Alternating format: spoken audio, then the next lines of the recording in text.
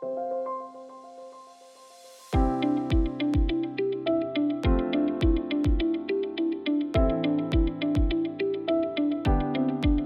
manage and monitor your glucose levels using your CGM sensor, you will need to use the Accu-Chek SmartGuide app on your smartphone.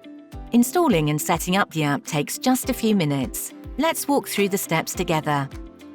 Start by downloading the Accu-Chek SmartGuide app from the Apple App Store or Google Play Store. Then open the app.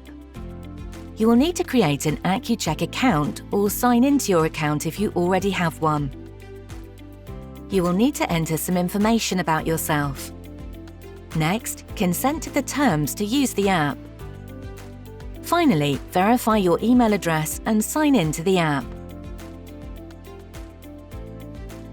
To personalize the app, select your units of measurement. Then select your target range. Next, the app will ask you to grant it some vital permissions and to turn on certain settings. The names of these differ depending on which operating system your phone has. Enabling these features allows the app to send you alarms and notifications regardless of settings like mute or do not disturb. Now that your account and profile are set up, you can apply your first sensor and pair it to your phone.